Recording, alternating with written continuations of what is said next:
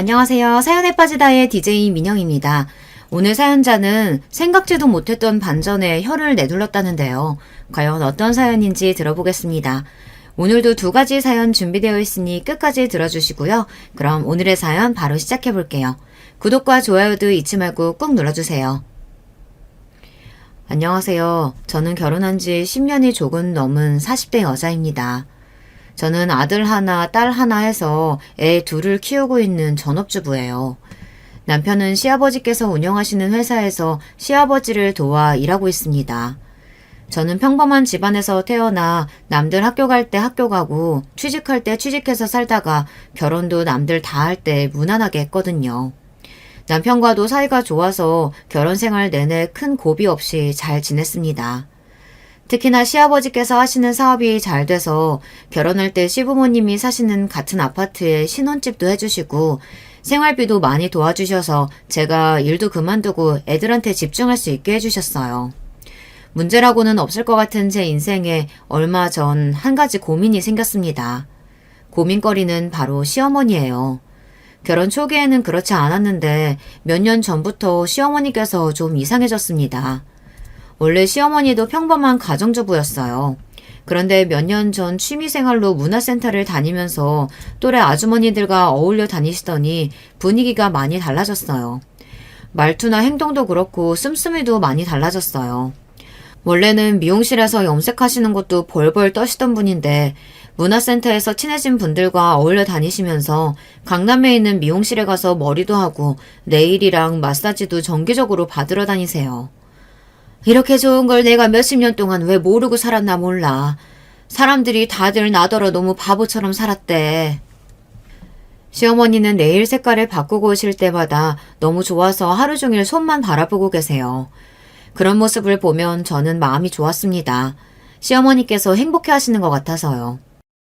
맞아요. 지금까지 자식 키우느라 고생 많이 하셨는데 노년을 즐겁게 보내시면 좋죠. 시어머니 말씀이 맞습니다. 결혼해서 자식 낳고 평생 남편이랑 자식들 뒷바라지만 하면서 사셨으니 이제 좀 여유롭게 지낼 수 있으면 좋아요. 그런데 시어머니는 좀 과해도 너무 과했어요. 그러다 보니 시아버지와 자꾸만 문제가 생겼습니다. 남편도 시어머니를 이해하지 못하는 눈치였고요. 미용실이나 네일, 마사지 같은 건 별거 아니었어요. 어느 날 시어머니와 제가 백화점에 살 게 있어서 같이 갔었는데 글쎄 시어머니께서 백화점 VIP더라고요.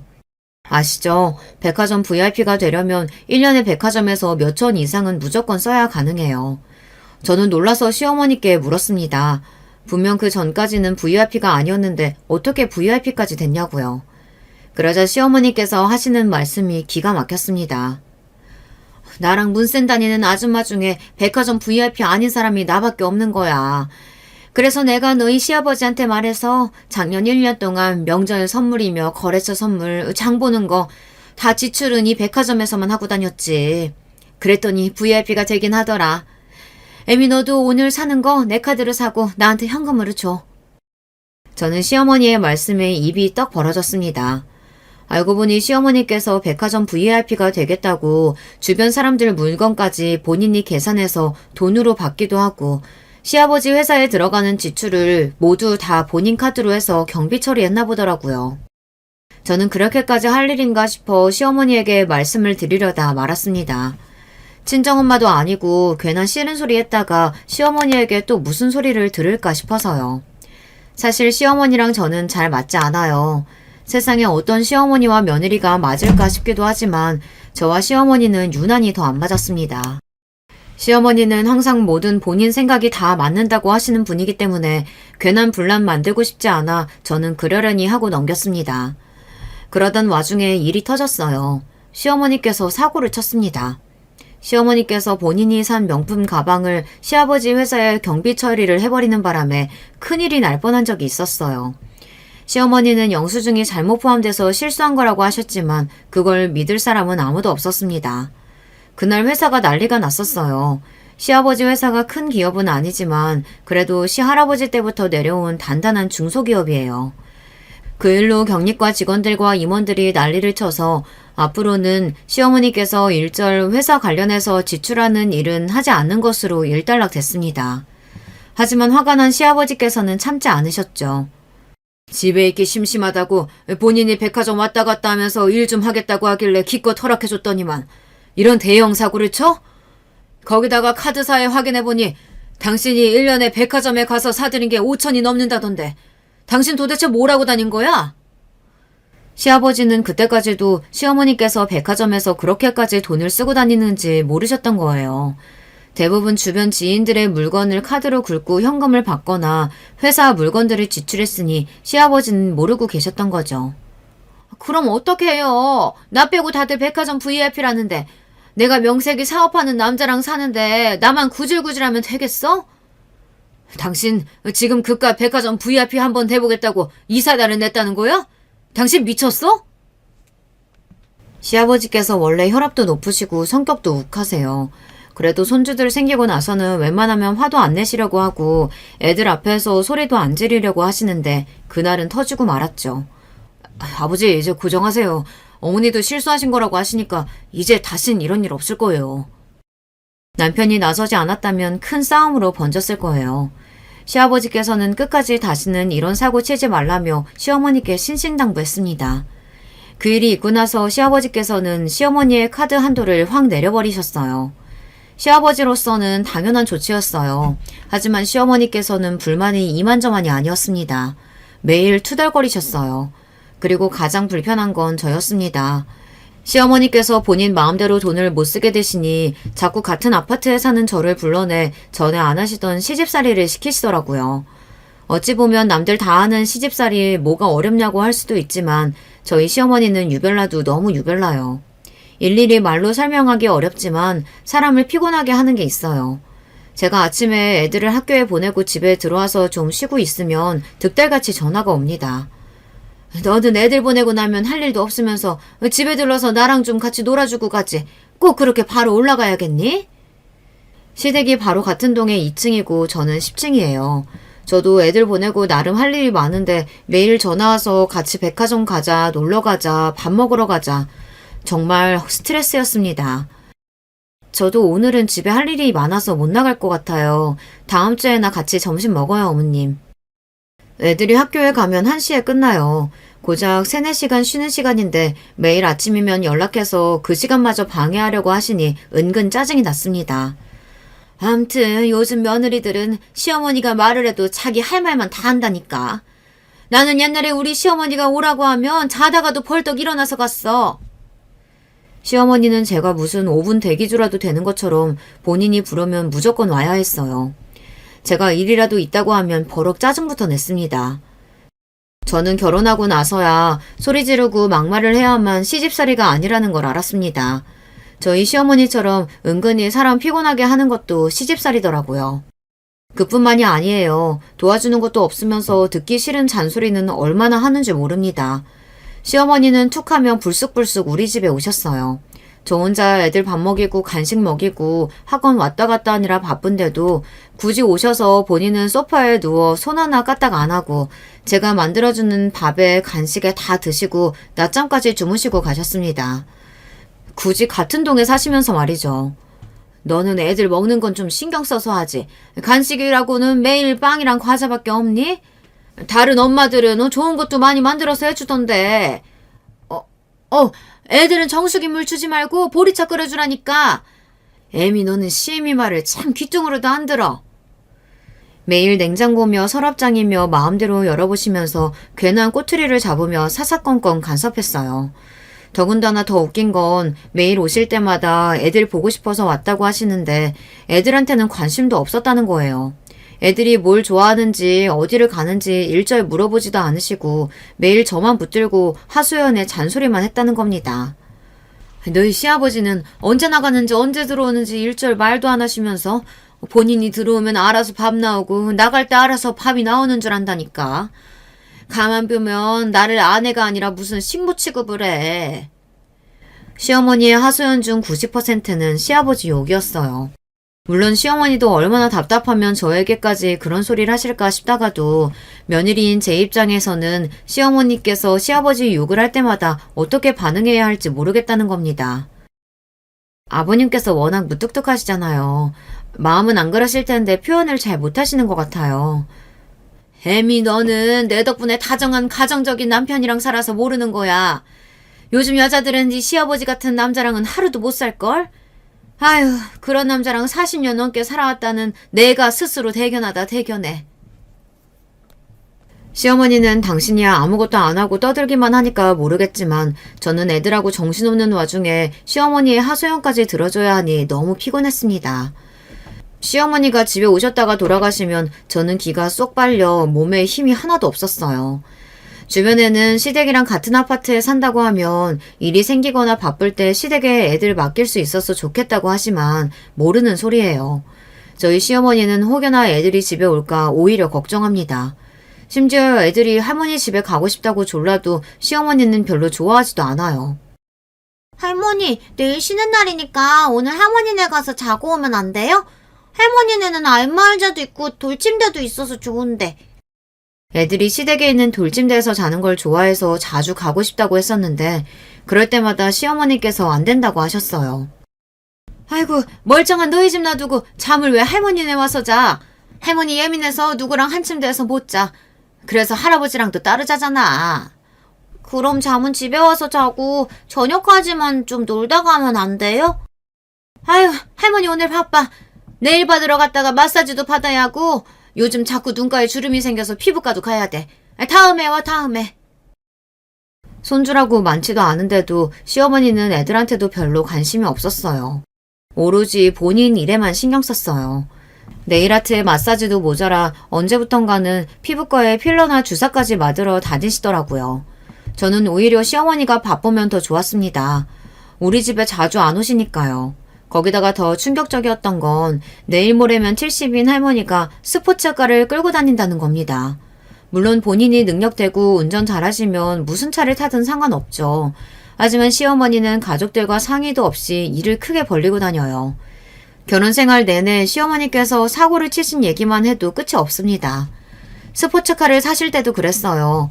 30대 때 운전면허를 따고 자식들 키우면서 10년 정도 운전하시다가 20년을 넘게 운전을 안 하셨어요. 그런데 뜬금없이 차를 예약했다고 하시더라고요.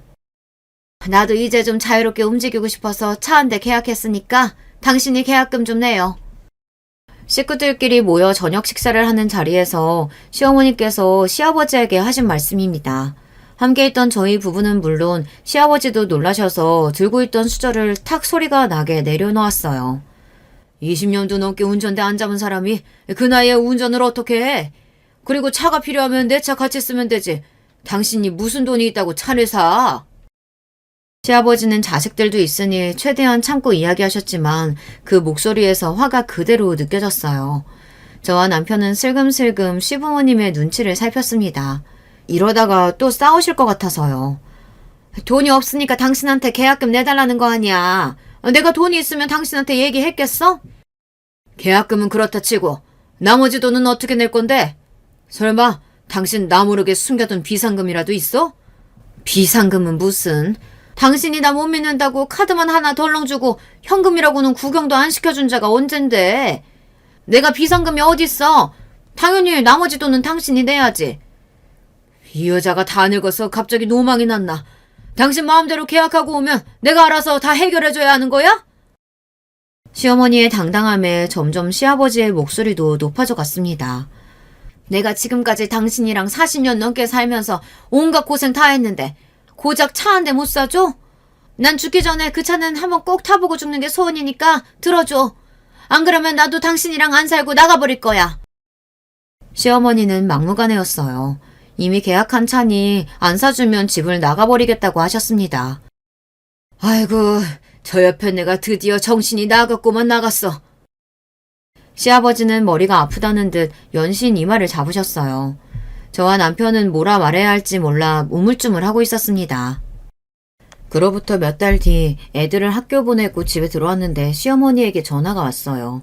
보여줄 게 있으니 잠깐 1층으로 내려와 보라고요. 저는 또 무슨 일인가 싶어 1층으로 내려갔습니다. 그런데 1층에 내려가자마자 제 눈앞에 펼쳐진 광경에 저는 입을 다물지 못했어요. 너무 놀라서요. 시아버지를 어떻게 설득하셨는지 시어머니께서는 정말 차를 사셨습니다. 그것도 보통 차가 아니라 1억이 넘는 스포츠카를 샀어요. 저는 놀라서 사고 싶다고 하신 차가 정말 이 차가 맞느냐고 시어머니께 몇 번이나 물었습니다. 아유, 너는 젊은 애가 뭘 이 정도 가지고 호들갑이니? 이 차 맞아. 내가 무슨 일이 있어도 죽기 전에 스포츠카는 무조건 한번 타보고 죽고 싶었어. 어때? 멋지지? 시승해줄 테니까 어서 타. 시어머니의 말씀에 저는 어안이 봉봉해져서 잠시 머뭇거렸습니다.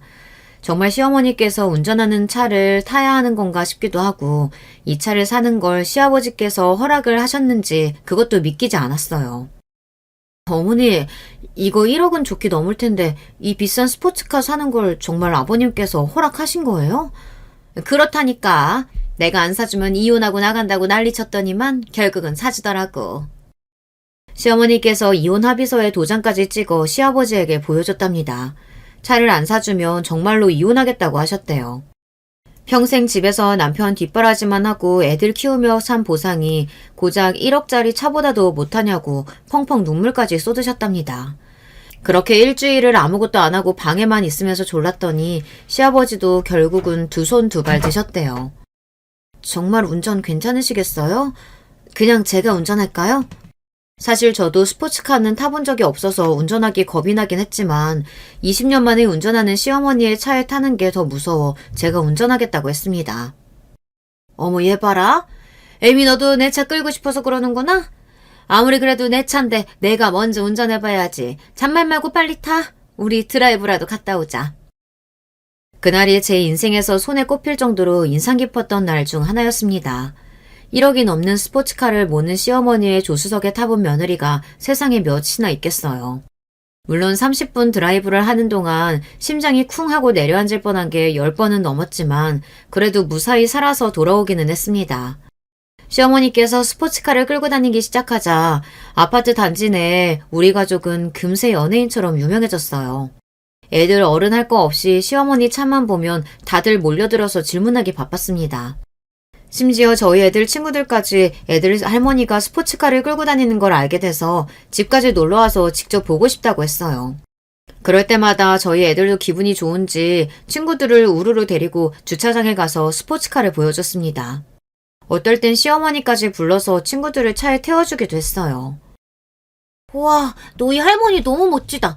저도 나중에 할머니 나이 정도 되면 돈 많이 벌어서 스포츠카 끌고 다니고 싶어요. 어머, 그래? 앞으로도 차 타고 싶으면 언제든 놀러와. 이 할머니가 태워줄게. 시어머니는 유명세를 즐기기 시작했습니다. 한 번은 이런 적도 있었어요.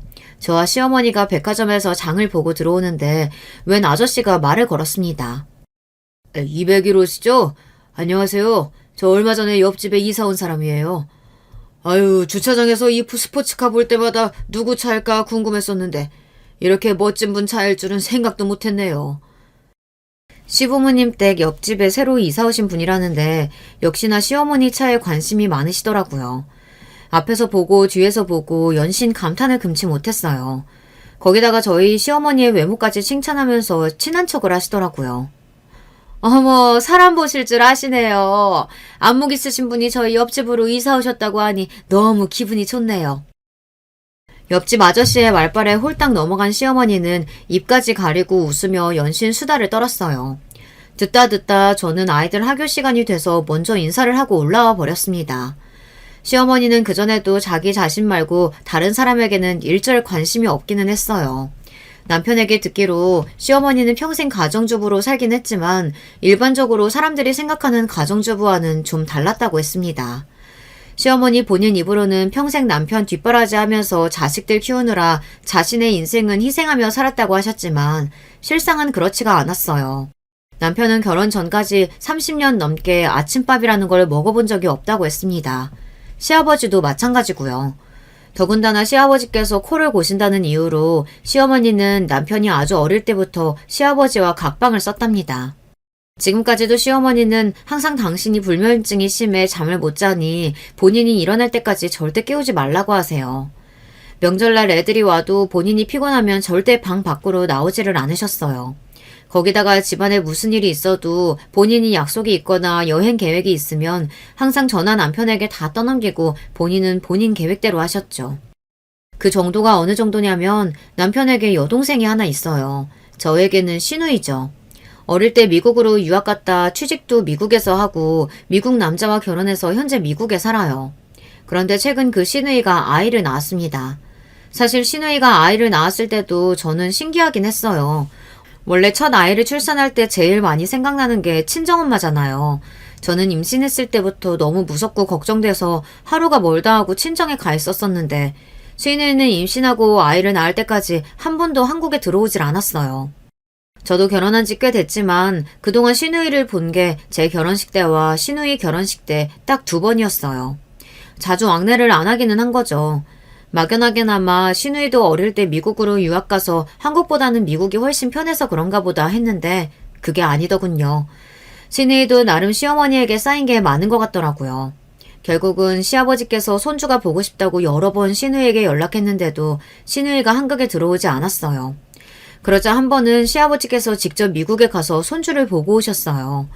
그로부터 얼마 뒤 시누이가 애를 낳은 지 10개월이 지나고 나서야 시누이는 한국에 들어왔습니다.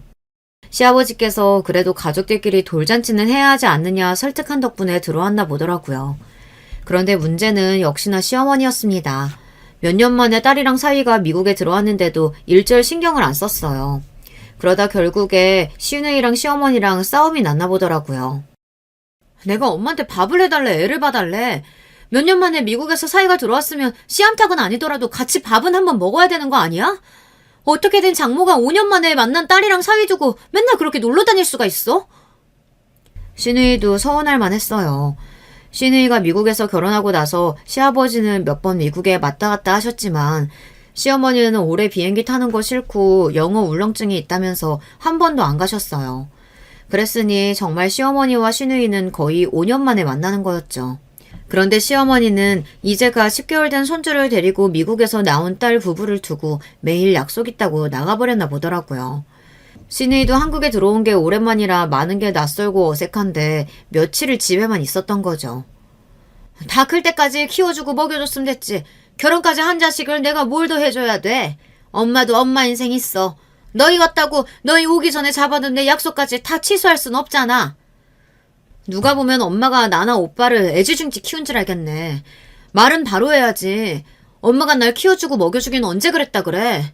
나 10살 되자마자 미국 보내놓고 방학 때 한국 들어오면 매번 기차 타고 영어 캠프나 걸스카우트 이런 데 돈만 주고 다 보냈잖아. 어릴 적 있었던 남편의 이야기를 들었을 때도 남편이 안쓰럽다고 생각했었는데 시누이의 이야기를 듣고 보니 시어머니가 모성애가 많이 부족한 사람이긴 한 것 같더라고요. 남편이고 시누이고 시어머니 배 아파서 낳은 친자식인데 같은 엄마로서 이해가 되지 않을 정도로 시어머니는 자식들을 사랑하는 법을 모르시는 분 같았어요. 됐어. 내가 엄마한테 뭘 바라겠어. 그냥 나가. 나도 아빠 봐서 한국에 있는 동안은 여기 있으려고 했는데 안 되겠다. 그냥 호텔로 갈게. 시누이는 참다 안 되겠는지 그냥 호텔에서 지내겠다고 했나 봐요. 그런데 그 일로 괜히 저에게까지 불통이 튀었습니다. 자식이라면 애지중지하시는 시아버지께서 시누이가 호텔로 간다는 이야기를 듣고 가만히 계실 리가 없었어요. 시어머니에게 난리를 치셨나 보더라고요. 이 예편네가 내가 지금까지 자식들 봐서 봐주고 사니까 아주 염치가 없지? 당신이 이혼하자 어쩌자 할 때마다 내가 그냥 참고 넘어가 준 거 당신이 좋아서 그런 줄 알아?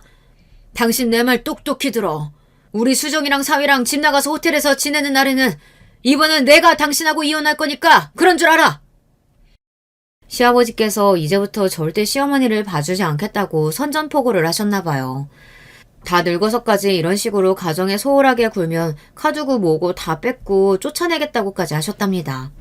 카드를 뺏겠다는 시아버지의 말씀에 시어머니도 시겁하기는 했는지 더 이야기하지 않고 깨갱하셨답니다.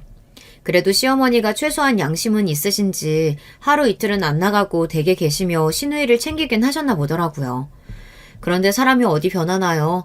며칠 얌전히 계시는 척 하더니만 며칠도 못 버티고 결국은 저에게 전화를 했어요. 너는 며느리라는 애가 시누이가 미국에서 5년 만에 들어왔는데 어쩜 그렇게 신경을 안 쓸 수가 있니? 내가 바빠서 그러니까 네가 좀 와서 애들 밥도 좀 차려주고 데리고 나가서 가이드라도 좀 해줘. 명색이 맏며느리가 있는데 다 늙은 내가 애들 시중 들어야겠니? 시어머니는 말도 안 되는 소리를 해댔습니다. 저더러 시누이 밥을 챙기고 가이드를 하라네요. 물론 저도 오랜만에 만난 시누이가 반가워서 남편이랑 나름 챙긴다고 챙겼어요. 시어머니가 집에 안 계실 때 집에 몇 번 초대해서 같이 밥도 먹고 영화도 보고는 했습니다. 그런데 시어머니가 저런 식으로 이야기하시니 기분이 상하더군요. 하지만 평소 시어머니 성격을 워낙 잘 아는 저로서는 그 정도 말로는 화도 나지 않았어요. 그냥 그러려니 했습니다. 하지만 그래도 시누이를 위해서 가만히 있을 수는 없었어요. 저야 당연히 가족으로서 알아서 잘 챙기고 있죠. 제가 아무리 잘해도 엄마가 해주는 거랑 같나요? 몇 년 만에 한국에 온 건데 어머님이 좀 챙겨주셔야죠. 아버님도 그러라고 어머니 카드 아직 그대로 주신 거잖아요.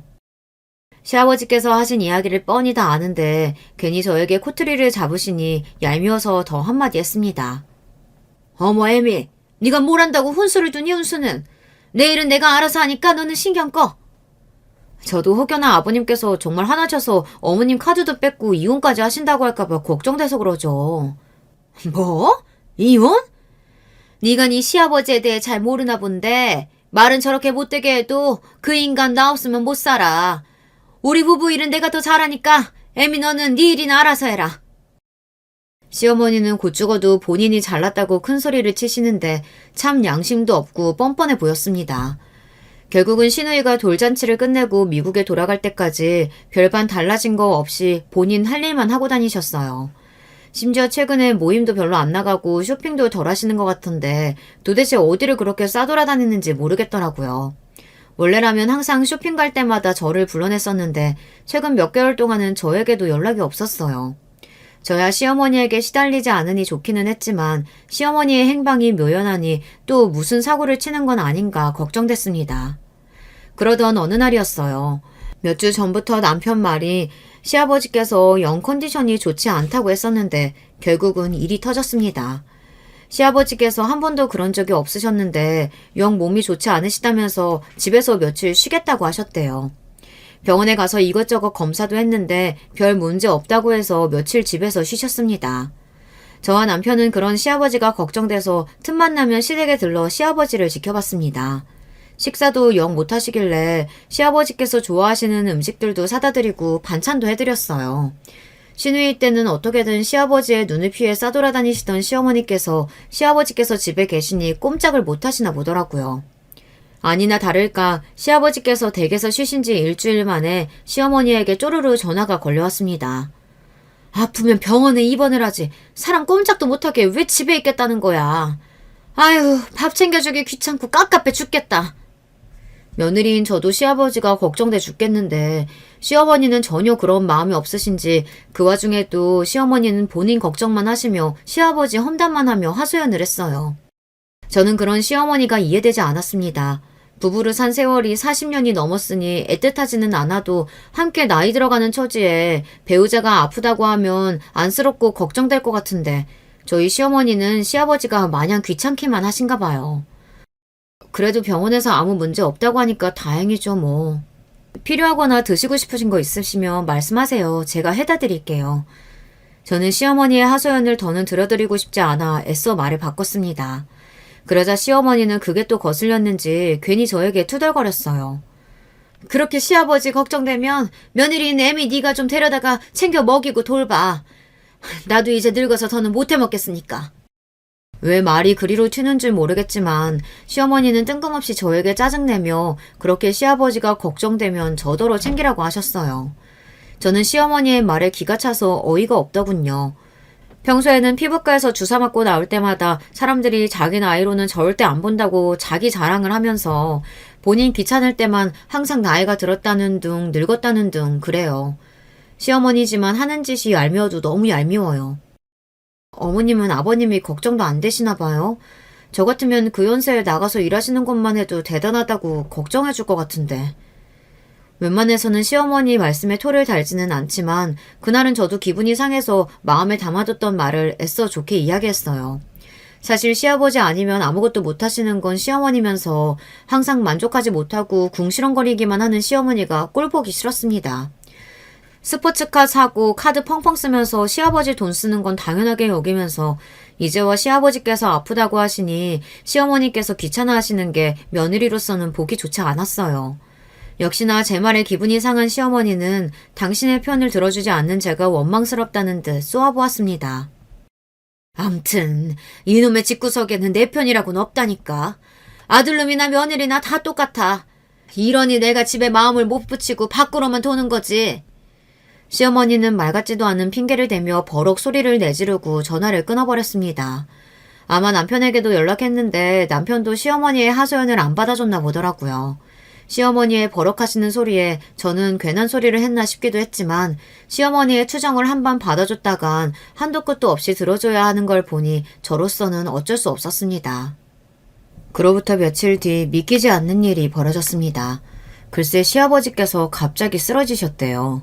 저와 남편은 너무 놀라서 시아버지께서 입원하셨다는 병원으로 급하게 달려갔습니다. 알고 보니 시아버지께서 아무래도 몸이 너무 좋지 않아 평소 친하게 지냈던 병원의 교수님을 찾아갔다가 병원 앞에서 쓰러지셨다고 하더라고요.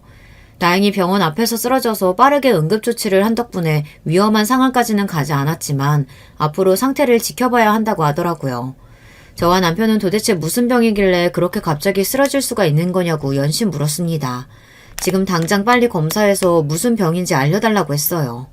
임 사장이 그동안 많이 힘들었는지 몸이 많이 쇠약해져 있어요. 우선 컨디션부터 회복해야 무슨 검사를 해도 할 수 있을 것 같으니 며칠 입원하고 지켜봐야 할 것 같습니다. 의사 선생님은 계속 심신쇠약이라고만 하는데 저와 남편은 마음이 놓이질 않았습니다. 얼마 전에 검사했을 때만 해도 분명 별 문제 없다고 했었는데 얼마나 몸 상태가 좋지 않으면 검사도 못할 정도로 심신이 쇠약해진 건가 싶어서요. 저와 남편은 시아버지가 아무래도 걱정돼서 당분간은 시어머니를 도와 시아버지께서 회복하시는 데에만 힘써야겠다 싶었습니다. 그래서 시어머니에게 최대한 시아버지의 간호를 저와 남편이 돕겠다고 했어요. 그런데 예상치도 못한 일이 벌어졌습니다. 시어머니께서 생각지도 못한 말을 하시더라고요. 아유, 집에서 간호하는 것도 힘든데 내가 그 좁아터진 병원에서 너희 아버지를 어떻게 모셔? 난 바빠서 못하니까 할 일 없는 애미 네가 모셔라. 그 정도는 며느리가 당연히 해야지. 저와 남편은 시어머니의 말씀에 너무 당황해서 말문이 다 막혔습니다. 엄마, 그게 무슨 말이야. 아버지 간호하는 걸 연수 엄마가 해, 왜? 엄마가 해야지. 안 그래도 엄마 힘들 것 같아서 우리가 도와드릴 생각이었어. 어머, 얘 말하는 것 좀 봐. 너희가 남이야? 도와주긴 뭘 도와줘. 그리고 애미 너 결혼하고 10년 가까이 너희 시아버지가 주는 생활비로 애들 키워놓고 이제 와서 발뺌하는 거니? 세상에 공짜가 어딨어. 받았으면 일을 해야지. 시어머니의 말에 저는 순간 울컥했습니다. 이제 와서 생활비 이야기를 하시는데 가슴이 떨릴 정도로 서럽더군요. 어머니, 어떻게 그렇게 말씀하실 수가 있어요? 저 큰애 낳고 육아휴직 끝나고 출근하려고 하는데 어머니께서 엄마가 애 떼놓고 나가면 어떡하냐고 내가 돈 줄 테니까 일 그만두고 애 키우라고 하셨잖아요. 그랬습니다. 저는 애를 낳고도 일을 그만둘 생각은 없었어요. 시어머니께 애 봐주실 수 있냐 부탁드렸는데 단번에 싫다고 하셔서 어린이집까지 다 알아본 상태였어요. 생활비 줄 테니까 일 그만두라고 한 건 시어머니였습니다. 당신이 시아버지한테 이야기해 줄 테니 얌전히 집에서 애나 보라고요. 그래놓고 툭하면 집에서 노는 사람 취급하면서 무시하더니만 이제는 돈 줬으니 시아버지 간호를 하라네요. 순간 저는 눈물이 왈칵 쏟아질 것 같았습니다. 시어머니 말 한마디 한마디가 제 가슴을 후벼 팠어요. 그동안 시부모님 돈으로 호의호식 살았으면 며느리로서 시아버지가 아프면 모시는 게 당연하지. 어디서 살랐다고 큰 소리야? 엄마, 그만 좀 하세요. 아버지가 큰 병 걸린 것도 아니고 옆에서 돌봐드리면서 지켜보기만 하면 되는 건데 아버지 일을 애 엄마한테 떠넘기는 게 말이 돼요? 남편이 나서서 시어머니에게 무슨 소리 하는 거냐며 따져 물어도 시어머니는 전혀 아랑곳하지 않으셨어요. 오히려 이제 대놓고 적반하장으로 나왔습니다. 아휴, 몰라. 나는 너희 아버지 옆에 단 한 시간도 있고 싶지 않으니까 너희가 병원에 가서 간호를 하든 간병인을 구하든 알아서 해. 시어머니는 본인이랑은 상관없는 일이라며 머리를 절레절레 흔들더니 나가버렸습니다. 저와 남편은 너무 기가 막혀서 혀를 내둘렀어요. 아무리 시아버지와 사이가 좋지 않으셨다고 해도 그렇지 어떻게 저렇게까지 하실 수 있나 싶었습니다. 시어머니랑은 도저히 말이 통하지 않으니 더는 말도 섞고 싶지 않았습니다. 할 수 없이 그날 이후 남편과 제가 시아버지를 돌봤습니다. 남편이 어떻게든 도우려고 많이 노력했지만 시아버지께서 갑작스레 쓰러지시는 바람에 회사도 비상이라 남편이 회사를 오래 자리를 비울 수가 없었어요. 시아버지께서 갑자기 쓰러지시는 바람에 회사도 비상이라 남편이 회사에 오래 자리를 비울 수가 없었어요. 그러다 보니 자연스레 제가 시아버지 곁에 머무는 날이 많았습니다. 애들 돌보면서 병원에 왔다 갔다 하는 게 생각보다 정신은 없었지만 그래도 시아버지께서 하루라도 빨리 회복만 하시기를 바랬습니다. 그러던 중 믿기지 않는 일이 벌어졌어요. 끔찍한 광경을 제 두 눈으로 목격하고 말았습니다. 근처에 일이 있어서 나갔다가 들어오는데 익숙한 차 한 대를 보고 말았습니다. 그것도 그 차가 절대 들어가서는 안 되는 장소로 들어가는 걸 보고 말았죠. 글쎄 시어머니의 그 요란한 스포츠카가 모텔 주차장으로 들어가는 걸 목격했습니다. 저는 제가 잘못 봤다고 믿고 싶었습니다. 아니, 잘못 봤다고 생각했어요. 그래서 저는 모텔 주차장으로 따라 들어갔습니다. 모텔로 들어간 게 시어머니의 차라도 차 안에는 시어머니가 아닌 다른 사람이 타 있기를 바랬어요. 그런데 제 기대는 산산이 부서지고 말았습니다. 조수석에서 시어머니가 밝게 웃으며 내렸어요. 더군다나 더 기가 막힌 건 운전석에서 내린 남자가 저도 아는 사람이었다는 겁니다. 바로 몇 달 전 아파트 주차장에서 만났던 이웃이었어요. 시댁 바로 옆집에 새로 이사 왔다던 바로 그 아저씨요. 저는 입이 다물어지지 않아 그 자리에 한참 멍하니 서 있었습니다. 시어머니의 불륜을 목격하는 며느리가 저 말고 이 세상에 또 있을까요? 저는 모텔 주차장에서 시어머니와 옆집 아저씨를 보고 난 이후 도무지 어떻게 해야 할지 몰라 혼자 끙끙 앓았습니다.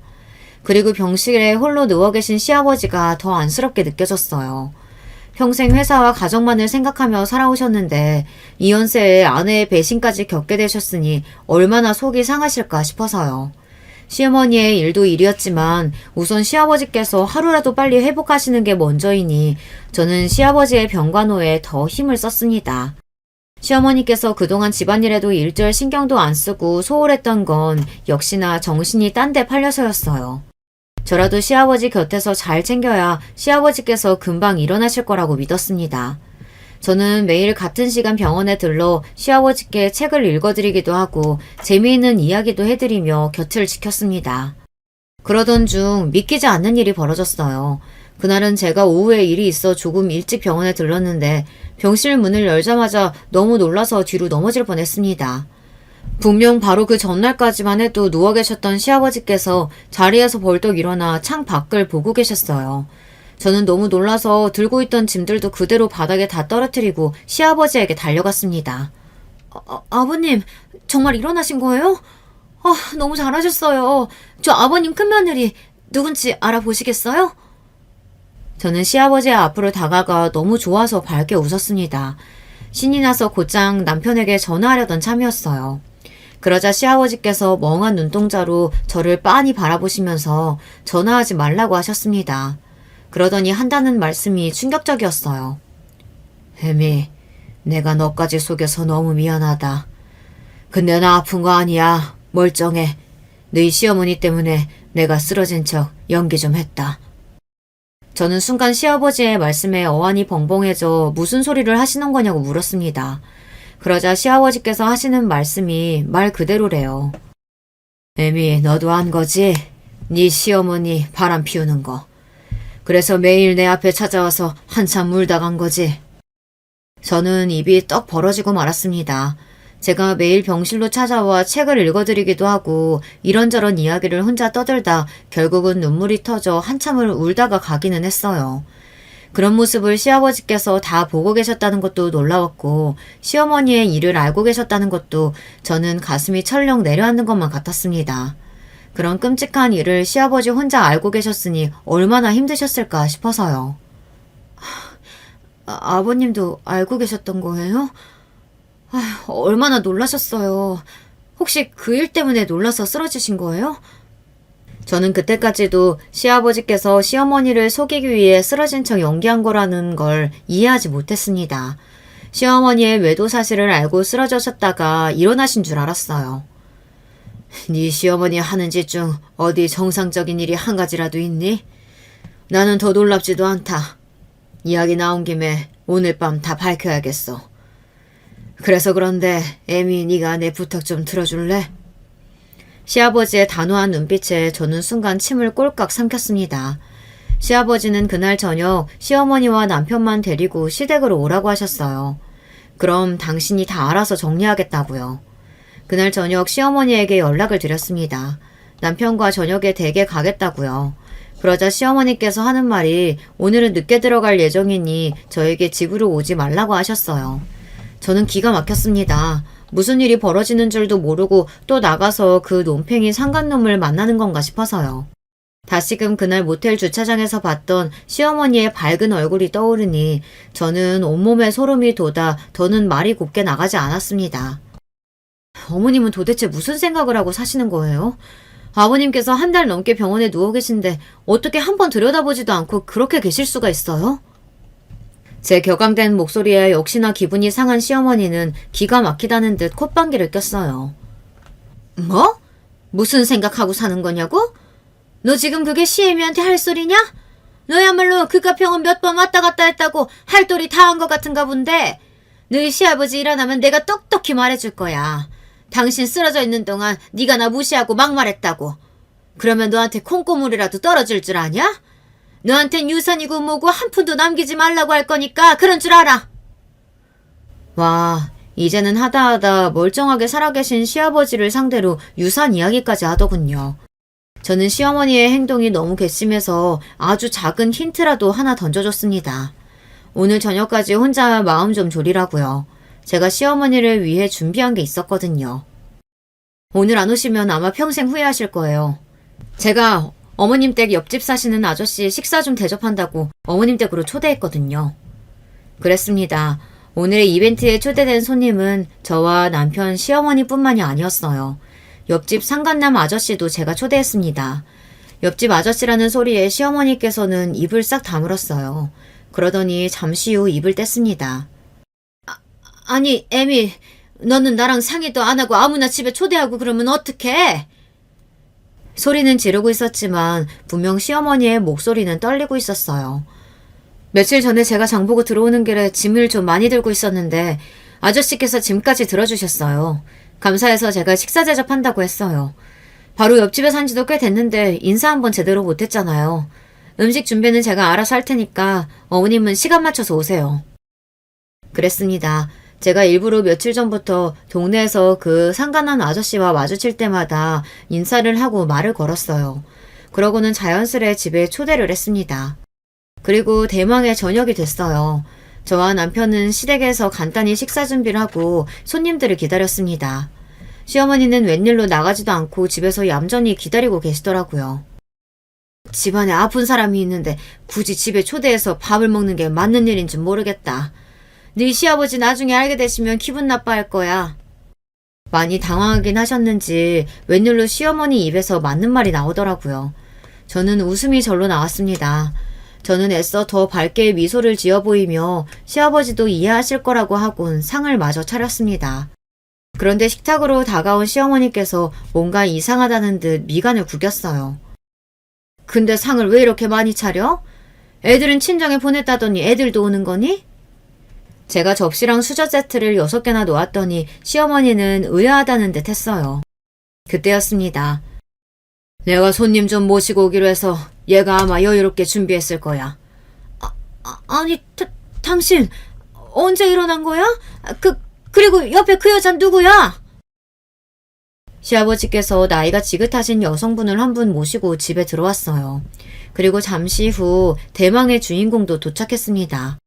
시아버지께서 일부러 열어둔 현관문을 열고 옆집 상간남이 실례합니다 라고 외치며 들어왔습니다. 그때였어요. 더 기가 막힌 일이 벌어졌습니다. 여보, 당신이 여기 어떻게 영국에 있는 거 아니었어? 여보? 아니 이혼했다더니 아이고 내가 지금 무슨 소리라는 거야. 가관도 이런 가관이 없었습니다. 시어머니는 상간남이 이혼남인 줄 알았나 보더라고요. 잠시 뒤 분위기는 엉망이 됐어요. 이 여편 내가 다 늙어 쭈구리 주제에 내 남편을 꼬셔? 너 오늘 내 손에 죽어봐라. 시아버지께서 모시고 온 여자분은 다름 아닌 옆집 상간남의 아내였습니다. 상간남의 아내는 외국에서 사는 딸이 아이를 낳아 몇 개월 외국에 나가 있었는데요. 그 사이 남편이 저희 시어머니랑 바람이 난 거예요. 아주머니는 곧장 시어머니에게 달려들어 머리채를 잡고 흔들었습니다. 여보 그만해. 남의 집에서 무식하게 뭐 하는 거야? 무식? 그래, 너희 오늘 잘 걸렸다.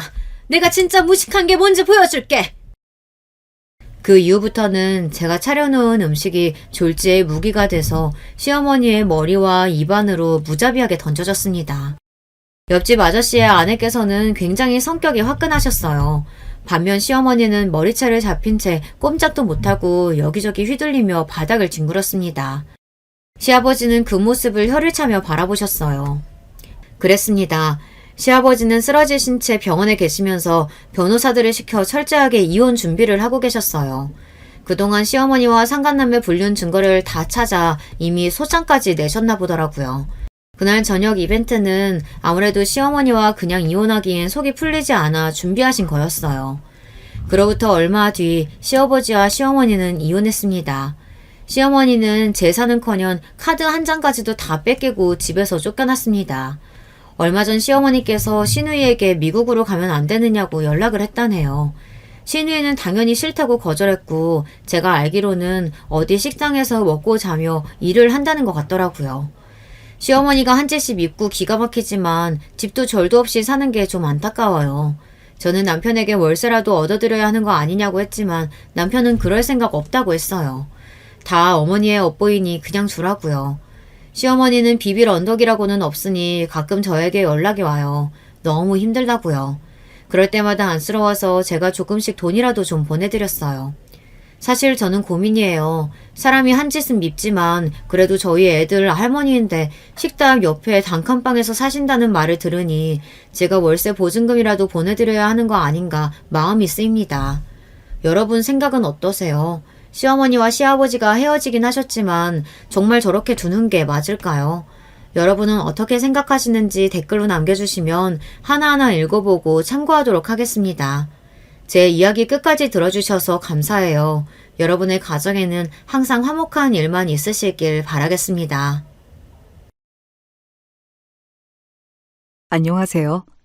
저는 경기도에 사는 30대 후반 여자입니다. 요즘 날씨가 매우 더워졌어요. 확실히 봄이 지나고 여름이 오는 게 느껴집니다. 저는 어렸을 때부터 여름을 별로 좋아하는 편이 아니었어요. 지금은 그래도 괜찮은데 어릴 때는 여름이 오면 괜히 짜증이 나곤 했습니다. 이유 없이 그런 것은 아니었고 다 이유는 있었어요. 왜냐하면 아빠 때문이었거든요. 우리 아빠는 흔히 말하는 깡패였습니다. 여러분, 깡패라는 단어를 들으시면 무엇이 생각나세요? 혹시 문신이 생각나지 않으세요? 용이나 잉어가 등짝에 있는 모습과 팔이 문신으로 현란하게 덮인 모습이 상상되시죠? 우리 아빠가 바로 그런 전형적인 깡패 모습이었어요. 놀라운 것은 아빠는 엄마와 결혼하기 전에는 깡패가 아니었다고 합니다. 그냥 평범하게 동네 시장에서 정육점을 운영하던 사람이었대요. 그런데 결혼하고 저를 낳고 갑자기 도박을 시작하게 되었다고 합니다.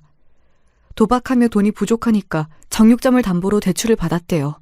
그 과정에서 은행에서 대출이 나오지 않자 사채를 쓰게 되었고 갚지 못해서 또 사채를 쓰고 반복하다 아예 본인이 깡패가 되었다고 합니다. 이 모든 게 제가 학교에 들어가기 전에 이루어진 일이에요.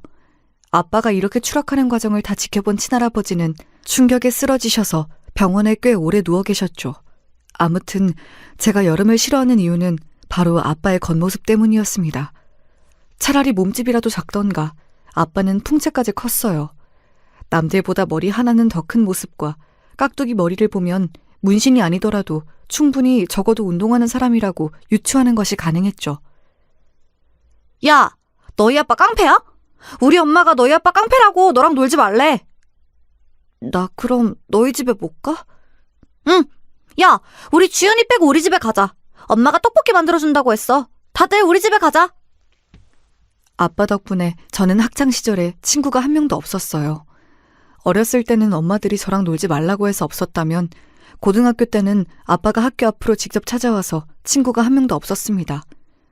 제가 중학교 때 사춘기를 겪으며 따돌림을 심하게 당했거든요. 그때 괴롭힘이 심했는데 집에는 말하지 않았어요. 안 그래도 아빠 때문에 종일 공장에서 고생하는 엄마한테 근심을 얹어주기가 싫었거든요. 그런데 고등학교에 올라가고 그 괴롭힘이 점점 심해졌습니다. 급기야 저에게 손을 대기까지 했어요. 저는 그래도 한 번도 대응하지 않았습니다. 제가 만약 거기에 맞서 싸우면 역시 그 나물의 그 밥이라는 소리를 들을 게 뻔했거든요.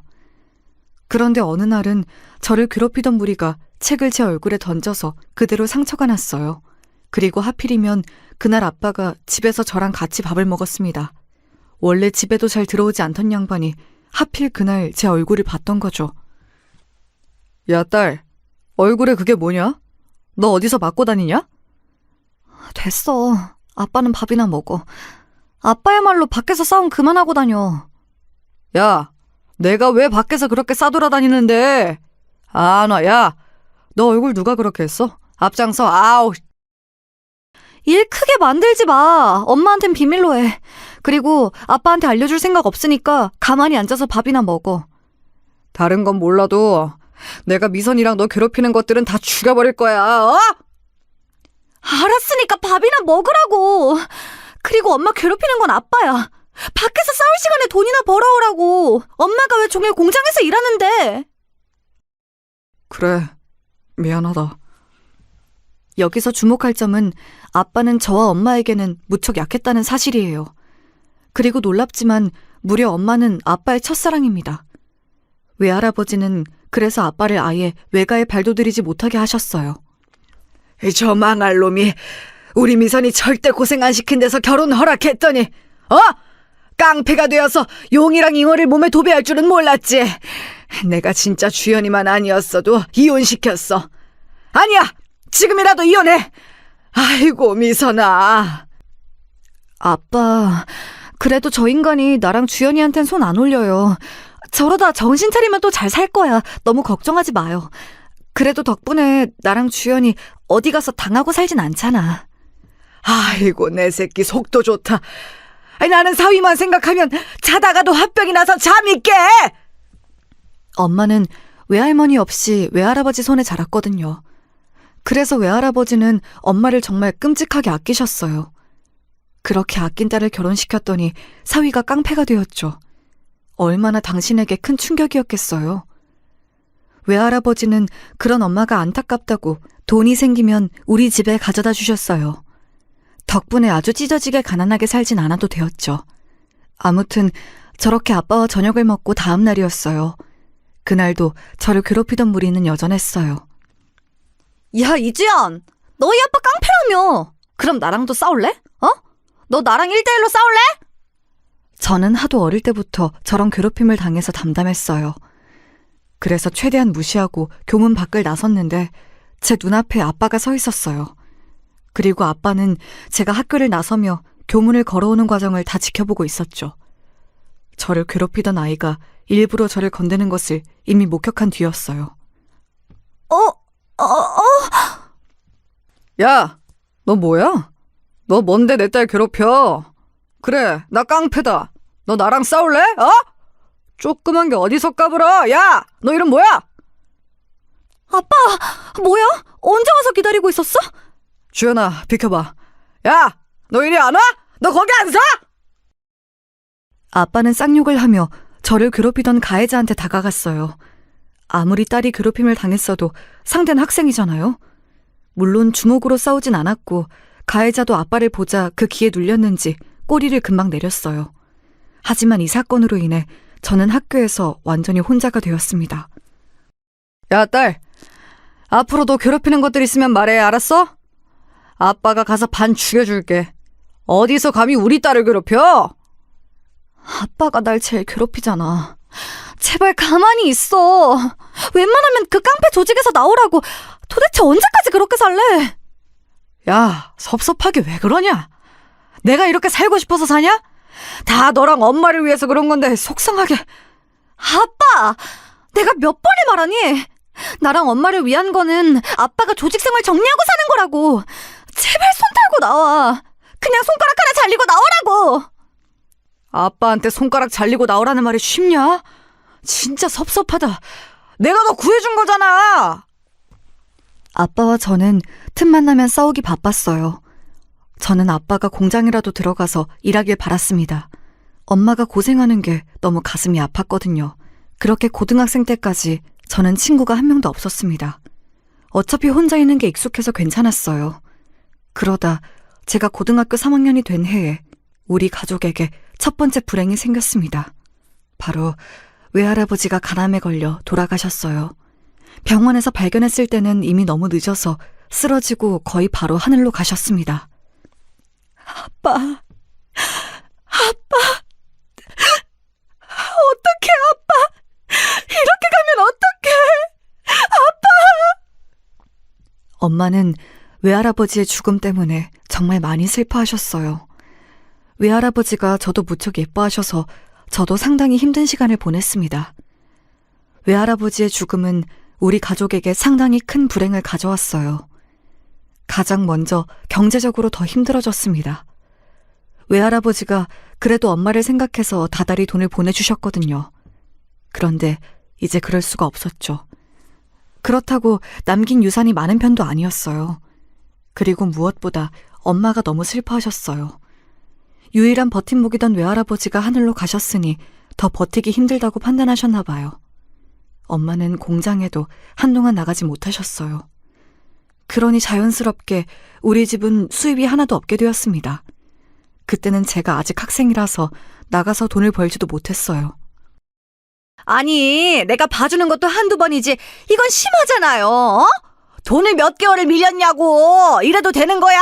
내가 땅 파서 세 주느냐고. 아, 드린다고. 아저씨, 내가 안 주겠다는 거 아니잖아. 준다고. 조금만 기다려달라는데 왜 그래? 이 사람이 어디서 큰 소리야? 여보, 경찰 불러. 월세를 몇 달을 밀린 집이 지금 어디서 큰 소리냐고. 내가 당신네 집안 깡패집인 줄 알았으면 애초에 안 받았지. 아, 내가 깡패짓해서 당신네 집한테 피해 준 거 있어? 내가 나가서 싸워도 여기 동네에 피해 안 주려고 얼마나 했었는데. 막말로 당신 가게 지금 깡패들한테 삥 안 뜯기는 거 나 덕분인 거 몰라? 알면서 왜 이래? 아이, 그럼 깡패한테 제가 다른 깡패한테 돈 안 뜯기게 해주셔서 정말 감사합니다 뭐 이렇게 말해야 돼? 다 필요 없어, 이 사람아. 돈이나 내놔. 집주인 아저씨는 급기야 현관 옆에 있던 방망이를 들어 아빠와 싸우기 시작했어요. 아무리 말려도 듣지 않던 두 남자는 결국 경찰서까지 가게 되었죠. 진지하게 고소하니 뭐니 하다 엄마가 결국 집주인 아주머니에게 무릎을 꿇고 빌어서 겨우 빠져나오게 되었답니다. 나 진짜 이제 힘들어. 당신이 이렇게 동네 창피하게 사고 칠 때마다 얼굴을 못 들고 다니겠어. 내가 주연이 데리고 시장에 가면 사람들이 얼마나 수군거리는지 알아? 미안하다. 내가 진짜 너랑 주연이 둘 고생 안 시키려고 그랬는데 이렇게 됐다. 미안하다. 할 말이 없어. 너무 미안해. 나가서 돈이라도 벌어, 제발. 나도 이제 못 참아. 내가 당신하고 어릴 때 만난 정 때문에 이렇게 버티고 버티는데 이제 한계야. 아버지도 돌아가시고 제발 정신 좀 차리면 안 돼? 미선아, 내가 정말 너한테 할 말이 없어. 너무 미안하고 또 미안해. 미안하다고 할 시간에 나가서 돈을 벌어오라고. 그날 밤 엄마와 아빠는 새벽 내내 대화했어요. 저는 중간까지 듣고 잠들었는데 일어나 보니 부모님이 둘 다 집에 계시지 않았습니다. 다시 늦은 밤이 되고 엄마는 집에 왔는데 아빠는 들어오지 않았어요. 엄마, 아빠가 안 오네? 또 어디 가서 사고 치는 거 아니야? 이제 경찰 아저씨들 얼굴 보는 것도 민망해. 이번엔 또 어디서 뭐라고 오는 거야? 설마 어제 사고 치고 오늘도 사고 치면 그게 사람이냐? 동물이지. 아휴, 내 팔자야. 내가 진짜 저 인간하고 결혼하는 게 아니었는데. 아빠도 처음부터 그런 건 아니었다며. 처음에 깡패 됐을 때 그냥 도망가서 살지 그랬어. 얘는 말을 왜 그렇게 하니? 내가 그랬으면 그럼 너는? 내가 너 지키려고 얼마나 애를 썼는데. 그리고 네 아빠가 심성은 착해. 사람이 나쁜 사람은 아니야. 지금은 그냥 방황하는 거야. 방황이라기엔 너무 길지 않아? 내 학창시절이 온통 조폭딸이라는 별명으로 불렸는데. 그건 그렇지만 그래도 너희 아빠가 우리한텐 잘하잖아. 아휴, 됐다. 이 인간 들어오면 또 배고프다 할 거야. 엄마는 밥하고 잘 테니까 너는 먼저 자. 문제가 있다면 엄마는 아빠를 매우 사랑한다는 점이었어요. 그래서 늘 제가 아빠 욕을 해도 엄마는 끝에 가서 아빠를 감싸고 돌았죠. 그리고 우리 집에 두 번째 불행이 찾아왔어요. 바로 아빠는 그날 밤 우리에게 돌아오지 않았습니다. 바로 아빠의 가출이었어요. 사실 아빠의 가출 자체가 불행은 아니었습니다. 오히려 아빠가 없으니 생활비도 줄었거든요. 하지만 아빠가 집을 떠난 뒤 엄마는 한층 더 우울해하셨습니다. 안 그래도 외할아버지가 돌아가시고 우울증에 빠졌는데 아빠의 가출이 엄마를 더 힘들게 했어요. 그리고 아빠의 가출 이후 몇 달이 지나자 깡패들이 우리 집을 찾아왔습니다. 아니, 그래서 이 사람 어디로 갔냐고. 어이 딸, 넌 알지? 네 아빠 어딨어? 모른다고 도대체 몇 번을 말해요. 아저씨들이 찾아요. 찾아서 손가락을 자르던 뭐 어디 불구를 만들던. 저야말로 아빠 얼굴 보고 싶으니까 찾으라고요. 이렇게 우리 집 앞에 서 있는다고 뭐가 나와요? 아빠가 없는데 왜 우리 집 앞에 서서 동네 사람들 눈치 보이게 하냐고요? 아니, 너는 어린애가 뭘 그렇게 악으로 똘똘 뭉쳤냐? 그냥 물어본 거잖아. 모른다고 나도. 우리 아빠 어디로 사라졌는지 모른다고. 아빠 대신 찾아달라고. 저도 지금 생각하면 어디서 그런 깡이 나왔는지 모르겠어요. 그냥 그때는 상황 자체가 답답했던 기억이 납니다. 깡패 아저씨들이 우리 집 앞에 서 있으니까 집주인 아저씨도 대놓고 싫어하셨고 동네 주민들의 눈초리가 무서웠거든요. 제가 더 답답했던 것은 엄마의 태도였어요. 도대체 월세를 더 주면서 이 집에 계속 있는 이유가 뭐야? 엄마, 난 알아. 아빠 때문이지? 아빠가 나중에라도 우리 찾아올까봐 그러는 거지? 그냥 다른 지역으로 이사 가자고 했잖아. 아무 말도 없이 나간 거 보면 분명 생각이 있어서 그런 거였을 거야. 엄마는 네 아빠 믿어. 아무 생각 없이 그럴 사람 아니야. 조금만 더 기다리자. 진짜 속이 갑갑해서 말도 나오지 않았어요. 월세를 자발적으로 올려서까지 집을 떠나지 않는 엄마를 보며 한숨을 얼마나 쉬었는지 모르겠습니다. 그리고 고등학교를 졸업하고 저는 곧바로 동네에 있는 국밥집에 취업했습니다. 대학은 생각도 하지 않았어요. 당시 저는 일단 엄마와 살아야 하니까 돈을 버는 것이 우선이었거든요. 돈을 벌어야 뭘 하니까 일단 돈을 벌었습니다. 그러다 같이 아르바이트 하던 성민이라는 오빠와 연애도 하게 되었죠. 주연아, 그런데 너희 아빠 깡패라는 거 진짜야? 아니, 사람들이 뭐라 하는 거 들었어. 그냥 진짜인지 아닌지 궁금해서. 깡패야. 지금은 심지어 가출했어. 어디서 뭐 하는지도 몰라. 만약 그게 싫으면 오빠 지금 나를 떠나. 난 예전부터 깡패 딸이라는 거에 대해서 이골이 나서. 아니야. 그냥 물어본 거였어. 걱정하지 마. 성민 오빠는 생각보다 착하고 다정한 사람이었어요. 그리고 사귀면서 알게 된 사실인데 집안 분위기도 매우 화목했습니다. 저처럼 아빠가 깡패도 아니었고 무려 공무원이더라고요. 어머님도 나긋나긋하고 굉장히 차분하셨어요. 우리 엄마도 곱게 자란 사람인데 아빠를 만나 고생해서 억세진 경우였거든요. 아무튼 저는 국밥집에서 2년을 일하고 근처에 있던 전문대에 입학하게 되었습니다. 성민 오빠가 다니던 학교여서 저는 더욱 오빠에게 의지했어요. 오빠의 군대도 기다려줬고 최선을 다했습니다. 그렇게 성민 오빠와 자그마치 4년의 연애 후에 오빠가 결혼 얘기를 꺼냈어요. 그때까지 아빠는 우리에게 돌아오지 않고 있었습니다. 네 아빠가 언제쯤 돌아올까? 그래도 하나밖에 없는 딸인데 그 양반이 너를 끔찍하게 아꼈던 거는 알지? 엄마, 아빠가 언제 돌아올지 나도 모르지. 그런데 지금 심정으론 잘 모르겠어. 성민 오빠는 우리 아빠가 깡패였다는 거 아는데 시부모님은 모르셔. 실제로 시부모님은 우리 아빠가 그냥 이혼하고 별거하고 있는 줄 아셨어요. 차마 제 입으로 우리 아빠는 조폭이고 워낙 사고를 많이 쳐서 힘들었고 지금은 어디서 뭘 하는지 모른다고 말을 할 수가 없더라고요. 시부모님은 워낙 좋은 분들이셔서 그런 저를 오히려 다독여 주셨죠. 이혼은 요즘 많이 하더라고요. 안 맞는데 계속 같이 사는 게 더 힘들지. 너무 고생 많았네요. 우린 괜찮아요. 둘이 잘 살면 되는 거지. 안 그래요, 여보? 맞지. 우린 그냥 성민이와 주연이 너희 둘이 큰 걱정 없이 살면 그걸로 됐다. 저도 양심에 찔려서 사실을 말해야 하나 싶었는데 결혼을 망치고 싶지 않았습니다. 그런데 성민 오빠와 저는 결국 파혼하게 되었어요. 왜냐하면 딱 결혼 얘기를 꺼내고 상견례를 하자마자 아빠가 집에 돌아왔습니다. 일정이 끝나고 집에 들어갔더니 엄마가 잔뜩 상기된 얼굴을 하고 현관으로 달려왔어요. 주연아, 네 아버지가 돌아왔어. 이게 무슨 일이니? 내가 그랬지. 네 아빠 반드시 우리한테 다시 찾아올 거라고 했잖아. 엄마는 너무 행복해. 우리 딸 결혼식에 아빠 손잡고 들어갈 수 있겠어. 기뻐하는 엄마와 달리 저는 말을 이을 수 없었어요. 왜냐하면 사실 성민 오빠의 집에 인사하러 갔을 때 제가 저도 모르게 아빠와 연을 끊었다고 했었거든요. 돌아온 아빠는 예전과 그대로였어요.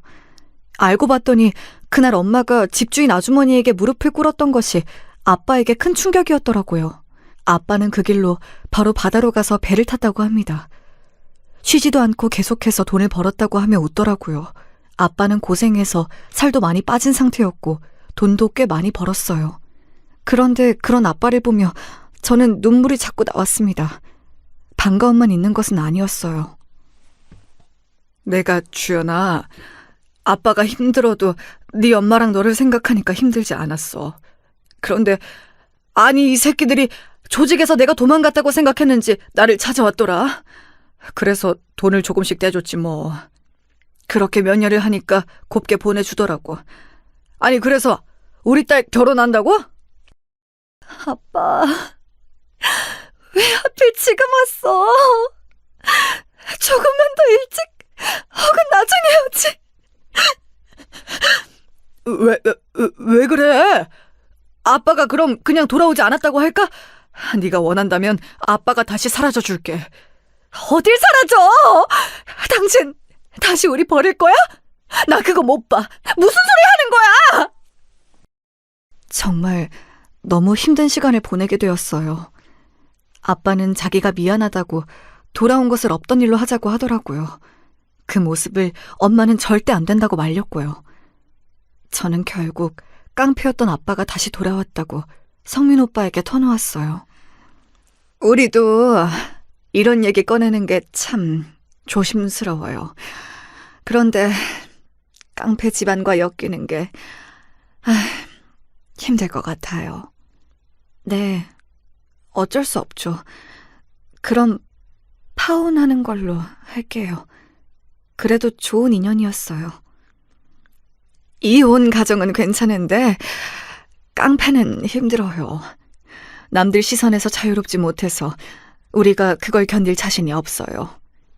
아니에요. 저도 이해해요. 괜찮아요. 저 예쁘게 봐주셔서 그래도 감사했습니다. 저는 시부모님의 강력한 반대로 파혼을 하게 되었습니다.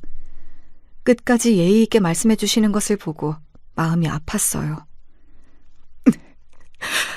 주연아, 부모님이 아무리 장인어른이 깡패 생활을 청산했어도 과거가 걸린다고 하셔. 나는 부모님 말을 거역할 마음이 없어. 너무 미안해. 오빠가 왜 미안해? 내가 미안하지. 아니야, 괜찮아. 오빠는 좋은 사람이니까 더 좋은 사람 만날 수 있을 거야. 미안해. 성민 오빠와 헤어지며 얼마나 울었는지 몰라요. 처음 했던 연애와 결혼이 이런 결과를 불러올지는 저도 몰랐습니다. 그렇게 오빠와 파혼하고 저는 너무 힘들었어요. 너무 우울해서 집 밖을 나갈 수도 없었죠. 엄마는 그런 저를 보고 상당히 안타까워하셨어요. 주연아, 이사 가자. 네 아빠도 왔으니까 이제 이사 가서 새 인생을 살자. 우리 여기서 오래 버텼어. 너 자꾸 여기 이러고 살면 더 생각나. 아예 우리 모르는 곳으로 가자. 네 아빠도 정신 차렸으니까. 아예 지역을 뜨자고? 그렇게 내가 이사 가자고 할 때는 들은 척도 안 하더니 엄마도 참 웃겨. 그때는 네 아빠가 다시 돌아와야 했으니까. 아무튼 여기서 이러고 있으면 우리만 더 힘들어. 우리 새 인생 살자. 네 아빠도 이제 조직에서 나왔잖아. 우리 가족은 그렇게 20년을 넘게 살던 집을 떠나게 되었습니다. 하나도 아쉽지 않았어요. 오히려 홀가분하다고 느껴질 정도였죠. 그렇게 다른 지역으로 이사가서 새 삶을 시작했습니다. 생판 모르는 지역이어도 나름 큰 도시였어요. 엄마는 정착하자마자 바로 수선집을 열었습니다. 공장에 다니며 몸을 하도 많이 써서 공장을 더 다니는 것은 무리였어요. 아빠는 그런 엄마를 돕기도 하고 막노동을 하며 돈을 벌었습니다. 예전처럼 집에만 있고 그러진 않았어요. 그런데 문제는 아빠의 외형이었어요. 아빠가 대머리에 문신이 워낙 많으니까 길에서 사람들의 시선이 곱지 않았거든요. 또 엄마가 일하는 건물은 기존 상인들이 텃세가 조금 심한 편이었어요. 결국 이런 것이 다 합쳐져서 아빠는 또 사고를 치게 되었습니다. 우리는 원래 이런 식으로 해요. 타지에서 와서 모르나 본데. 아무튼 여기 장사하는 사람끼리 그러면 안 되는 거야. 그리고 그쪽 남편은 어디서 무슨 일을 하다 온 건지 모르겠는데 위화감 조성하지 마세요. 위화감이라뇨? 우리 남편이 도대체 뭘 했는데요? 그냥 조용히 별로 말도 안 하는 사람을 왜 뭐라고 하세요? 아무 말 안 하면 단가? 그냥 존재 자체가 위협인데. 아니 솔직히 나 분식집 하는데 그쪽 남편 무서워서 애들이 우리 집 안 오는 것 같아. 무슨 말도 안 되는 소리를 하세요. 그냥 아줌마 음식이 별로여서 그렇죠. 뭐? 말 다 했어? 당신 남편 인상 험악한 거 진짜 몰라서 그래? 다들 그만하세요. 엄마 진정해. 아주머니 제발요. 사람들이 다 쳐다봐요. 상인 회비부터 시작해서 사소한 청소 문제까지 엄마는 상당히 곤란해하셨어요. 그러다 엄마는 옆 가게인 분식집 아주머니와 한바탕 싸우기까지 했습니다. 당신만 남편 있어? 나도 남편 있어. 깡패랑 결혼한 게 자랑이야? 누가 자랑이라고 했냐고. 왜 가만히 있는데 건드냐 이거야. 당신 지금 나 때렸어? 이 사람이? 급기야 둘은 건물 안에서 바닥을 구르며 싸우기 시작했어요. 사람들과 제가 아무리 말려도 둘이 어찌나 힘이 세던지 말려지지 않았습니다. 그러다 엄마가 발을 헛디뎌 크게 넘어졌어요. 그런데 하필 앞으로 넘어져서 이빨이 깨지게 되었죠. 그리고 그 광경을 기가 막힌 순간에 아빠가 보게 되었습니다. 여보, 미선아, 이게 무슨 일이야? 당신 뭐야? 이 아줌마야, 당신이 뭔데 내 마누라를 이렇게 만들어? 아빠, 잠시만 참아봐. 아빠, 잠시만. 아빠는 제가 말릴 새도 없이 분식집으로 들어가 가게를 난장판내기 시작했어요. 소리를 지르고 의자를 던지며 위협적인 행동을 했습니다. 결국 경찰까지 오고 서로 쌍방 고소니 뭐니 또 고소 얘기가 나왔죠. 결론만 말하자면 쌍방이라 없던 일로 하긴 했습니다. 하지만 덕분에 우리 가족은 또 눈의 가시가 되었어요. 물론 우리 엄마가 잘못한 건 아니지만 저는 사태의 심각성을 느끼게 되었습니다. 왜냐하면 상인들의 말이 아예 틀리진 않더라고요. 저도 아빠의 외형 때문에 학창시절을 외롭게 보냈잖아요. 또 사랑하는 사람과 결혼 직전에 파혼까지 하고 일부러 이렇게 다른 지역으로 이사 왔는데 다시 원점으로 돌아간 느낌이 들었습니다. 그래서 아빠를 앉혀놓고 진지하게 말했어요. 아빠, 계속 이렇게 살면 우리 평생 힘들어. 아빠가 조직에서 나온 거 우린 알아도 다른 사람들은 몰라. 그니까 그 대머리 좀 어떻게 해봐. 그리고 문신도 내가 알아보니까 지우는 방법 있더라. 아니면 좀 가리고 다녀. 인상도 피고. 억지로 웃으려고 노력해. 사람답게 살자. 알겠어. 나도 나 때문에 미선이랑 주연이 네가 피해보는 거 더 못 보겠다. 내가 노력할게. 사람들 볼 때 인상 쓰고 보지 말고 차라리 좀 웃어. 활짝 웃으란 말이야. 웃는 얼굴에 침 못 뱉는다는 말 알지? 알겠어. 그런데 웃는 게 왜 이렇게 어색하지? 노력하는데 잘 안 된다. 몇 년을 인상을 쓰고 다녔으니까 그렇지. 매일 연습해. 그래야 나랑 엄마가 편안하게 살 수 있어. 아빠가 노력하면 돼.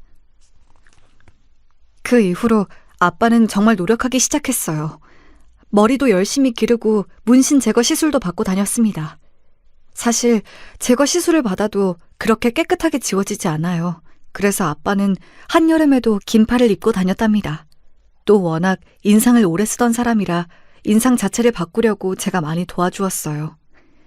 일부러 웃으라고 계속 강요해서 적어도 예전처럼 얼굴만 봐도 깡패라고 인식하는 사람들은 점점 줄어들었죠. 덕분에 상인들과 싸우고 우리는 또 다른 지역으로 이사 갔는데 거기서는 그래서 별로 문제가 없었어요. 엄마와 아빠는 새로 터잡은 곳에서 수선집 경력을 살려 세탁소를 운영하셨어요. 저는 대학 전공이 요리라서 그 경력으로 그 지역에 있던 유일한 호텔에 취업했습니다. 셋 다 일하니 경제적으로 여유가 생겼어요. 우리가 언제 이렇게 형편이 괜찮아져서 소고기도 다 먹냐. 나 너무 감동이야. 그동안 고생 많았어. 그러게. 그래도 소고기는 부드러워서 씹는 게 쉬워서 좋다. 주연아, 엄마 잘 먹을게. 너무 고마워. 우리 딸 덕분에 호강한다.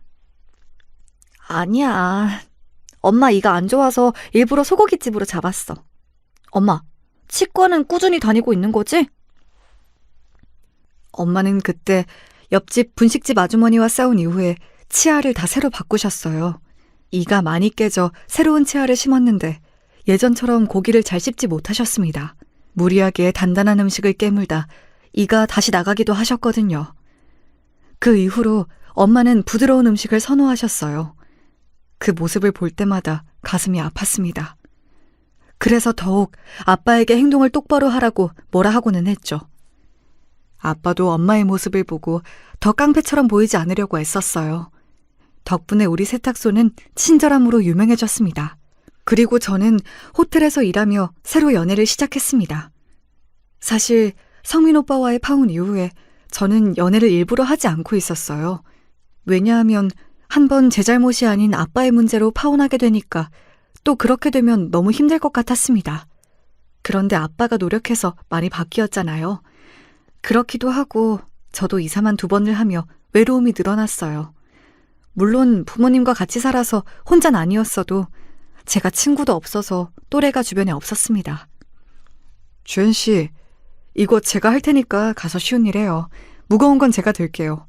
이런 거 여자가 들면 바로 다쳐요. 걱정하지 마세요. 아, 감사합니다. 그럼 전 야채 손질하고 있을게요. 혹시라도 도움 필요하시면 언제든지 말씀하세요. 도움은 괜찮고 혹시 주연 씨 오늘 퇴근하고 일정 있으세요? 저랑 저녁 같이 드시지 않으실래요? 호텔 주변에 괜찮은 레스토랑이 있거든요. 거기 파스타가 매우 맛있어요. 아, 그래요? 네, 저는 좋아요. 제가 양식을 또 좋아해서. 감사합니다. 그럼 끝나고 봬요. 같이 일하던 직원이었는데 저보다 선배였던 재혁 씨는 매우 친절했어요. 원래도 다정하고 천성이 착한 사람이었는데 저한테는 유독 더 친절했습니다. 그런 모습을 보고 동료들이 저에게 재혁 씨가 저를 좋아한다고 말해주었어요. 주연 씨, 재혁 씨가 주연 씨한테 관심 있는 것 같던데? 잘해봐. 재혁 씨 집 되게 잘 산다고 말 많아. 만약 주연 씨가 재혁 씨랑 결혼하면 인생 피는 거야. 아, 그래요? 저는 그것까진 몰랐어요. 그리고 아직 모르죠. 사람 일이라는 게. 에이, 뭘 몰라. 딱 봐도 재혁 씨는 주연 씨한테 관심이 있던데? 동료의 말은 사실이었어요. 재혁 씨는 저에게 그 뒤로 노골적으로 관심을 더 표현했거든요. 심지어 우리 부모님이 세탁소를 운영한다는 것을 듣고 세탁소에 와서 일손을 돕기도 했습니다. 제가 아빠는 몰라도 엄마한테는 애틋한 마음만 있거든요. 아빠를 사랑하지 않는 것은 아니에요. 분명히 사랑하는데 애증이라고 하는 게 맞죠. 하지만 엄마는 그냥 생각만 해도 눈물이 나고 안쓰러운 마음이 커요. 그런 엄마가 재혁 씨가 일손을 도우니 너무 좋아하셨어요. 또 재혁 씨가 키도 크고 잘생겨서 엄마가 마음에 들어 하셨죠. 아이고, 주연이 남자친구라고요? 이렇게 잘생긴 청년이 우리 딸이랑 만난다니까 기분이 좋아요. 아니에요.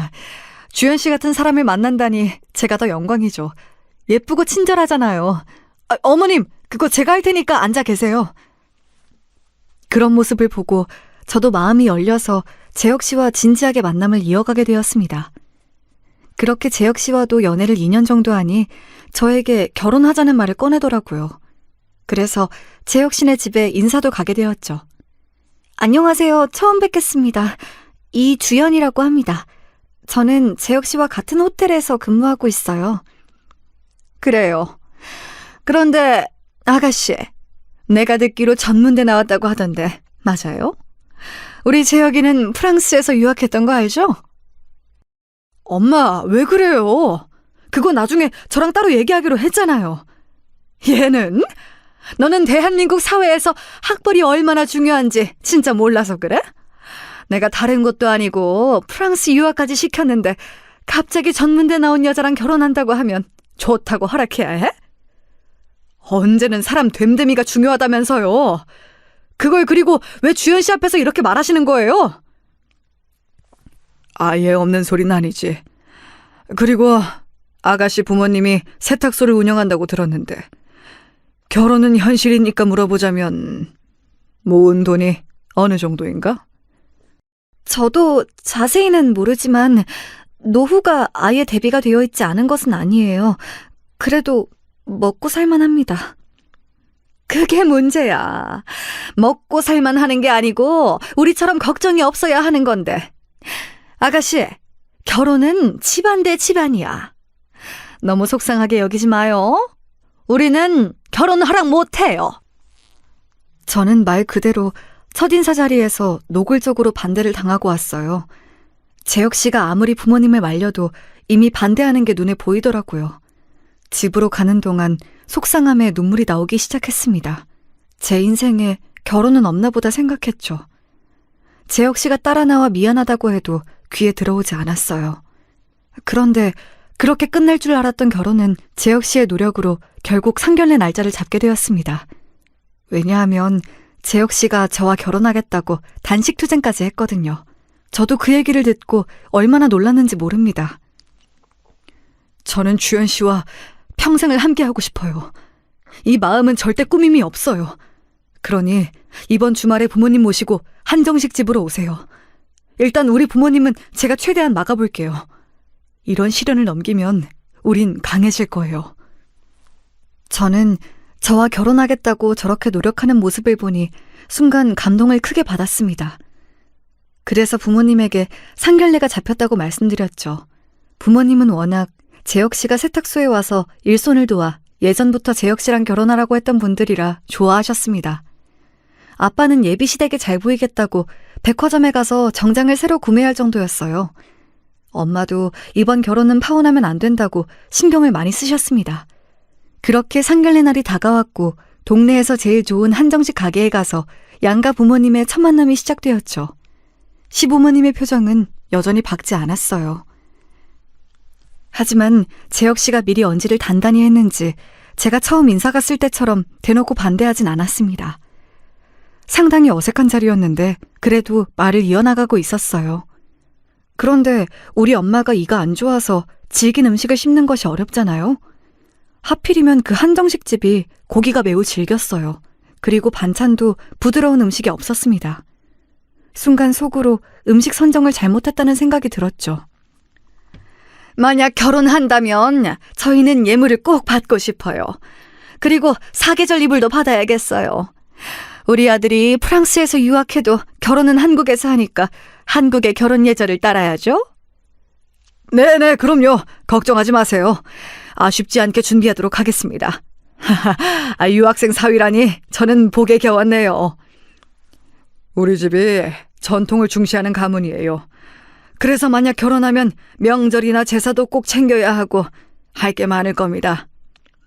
채통을 중요하게 여기는 집이라 처음에 적응하기 힘들 수도 있겠어요. 하지만 그래도 견뎌낼 거라 믿습니다. 저랑 주연 씨가 열심히 노력할게요. 양가 부모님들께 믿음을 줄 수 있도록 하겠습니다. 흡사 면접 같은 상견례 자리였어요. 그래도 재혁 씨가 중간에서 많이 중재해줘서 분위기가 점점 풀어지고 있었습니다. 사실 중간에 시어머니의 선 넘는 발언이 종종 있었어요. 며느리 될 사람이 전문대 출신이라 했더니 주위에서 우리 보고 마음이 넓다고 하더라고요. 아무래도 우리 집은 유학생이 좀 있어서요. 엄마, 그만해요. 우리 오늘 그런 말은 안 하기로 했잖아요. 있는 사실이 아예 없다고 할 수도 없잖아? 아무래도 가방끈 차이가 있는 것은 맞으니까. 또 원래 사람들 머리는 목의 유전이잖니? 이런 발언을 할 때마다 아빠의 표정이 굳어졌어요. 저는 그럴 때마다 식탁 밑으로 아빠의 손을 꼭 잡았습니다. 그리고 마음속으로 결혼에 대한 확신도 사라졌어요. 이런 취급을 받으며 살고 싶진 않았거든요. 그래도 상견례 자리에서 깽판을 칠 순 없으니 아빠를 다독였어요. 엄마의 표정을 보니 속상한 표정이길래 저도 슬슬 결혼 생각이 없어지는 찰나였습니다. 장모님, 이것도 드세요. 갈비찜인데 맛이 좋아요. 혹시 더 드시고 싶은 거 있으세요? 아이고, 고맙네. 아니야, 이걸로 충분해. 맛이 워낙 좋아서. 자, 다들 일단 식사 마저 하세요. 얘기하다 음식이 다 식을 것 같아요. 그래요. 우리 일단 먹으면서 말합시다. 밑반찬 나온 걸 보니까 음식이 매우 정갈하고 좋아요. 장소 선정을 잘했네. 하던 얘기를 멈추고 식사를 하는데 엄마가 고기를 씹는 게 어려워 보였어요. 이에 낀 건지 쩝쩝거리기 시작하셨죠. 저는 그 모습을 보고 점원을 불러 가위를 부탁하려고 했는데 그때였습니다. 시어머니가 그런 친정엄마를 보고 대놓고 빈정거리기 시작했어요. 작게 말하긴 했지만 제 귀엔 다 들렸어요. 아휴, 진짜. 이런 집에서 자라니까 천문대를 나오지. 이런 행동에서 다 보인다니까. 네? 어머님, 지금 뭐라고 하셨어요? 제가 제대로 들은 거 맞나요? 아니, 음식을 왜 저렇게 드시는 거야? 우리 집이 얼마나 대단한 집인지 알아? 교양이 얼마나 중요한데. 재혁아, 너는 꼭 이런 집하고 결혼을 해야 하니? 엄마! 도대체 왜 그러세요? 장모님, 죄송합니다. 주연 씨, 죄송해요. 보자 하니까 참으려고 노력했는데 진짜. 저기요, 아줌마! 나도 짜증나서 더 못 참겠네. 내가 당신 집안하고 결혼 안 해. 어이가 없네? 이렇게 예의 없는 행동은 그럼 교양 넘치나? 저도 결코 성격이 순한 편은 아니거든요. 어릴 때부터 아빠 때문에 거친 삼촌들을 많이 보기도 했고요. 제가 처음으로 큰 소리를 내자 시어머니는 뭐 저런 게 다 있냐는 표정으로 저를 바라보았습니다. 제 역시만 중간에서 중재하느라 힘들었죠. 엄마는 민망한지 고개를 숙이고 있었어요. 슬며시 아빠를 봤더니 초인적인 인내심을 발휘하는지 얼굴이 새빨개진 채로 있었습니다. 속으로 대단하다고 칭찬해줬어요. 그런데 그것도 모르고 시어머니는 끝까지 자기의 잘못을 인정하지 않았습니다. 오히려 심지어 더 비아냥거리기 시작했어요. 이런 천박한 집이랑 어떻게 사돈으로 살라는 거야? 재혁이, 너 다시 생각해. 이런 집하고 결혼하고 싶어? 엄마는 속상해서 눈물이 나와. 천박? 아줌마, 말 다 했어? 그러는 당신들은 얼마나 대단한 집이라고 이러냐고. 나도 이런 천박한 집하고 결혼 안 해. 누가 보면 당신네 집안 대통령 집안인 줄 알겠어? 상견례 자리에서 쩝쩝거리는 게 그럼 천박하지? 그리고 너는 시어머니 될 사람한테 그게 할 소리니? 진짜 뭔 애미나 딸이나 더럽게 교양 없네. 교양? 그놈의 교양 누가 할 소린데? 지금 나한테 교양 없다고 한 거야? 저는 저 소리를 듣고 눈이 돌아갔어요. 그런데 그 순간이었습니다. 그때까지 인생 처음으로 꾹 참고 있던 아빠가 참다 폭발하게 되었어요. 여러 사건으로 인해 본인의 성격을 누르고 살던 아빠는 몇 년 만에 남들 앞에서 자기를 드러냈죠. 너무 순식간이라 저도 목격하고 몇 초간은 무슨 일이 일어난 건지 이해하지 못했습니다. 아빠는 저와 엄마를 욕하는 시어머니의 뺨을 내리쳤어요. 어머, 이게 무슨 짓이야? 이 교양 없는, 어머, 여보, 당장 경찰 불러! 지금 누구를 때려? 당신 미쳤어? 어디서 감히? 조용히 앉아있던 시아버지까지 일어나서 우리에게 삿대질하기 시작했어요.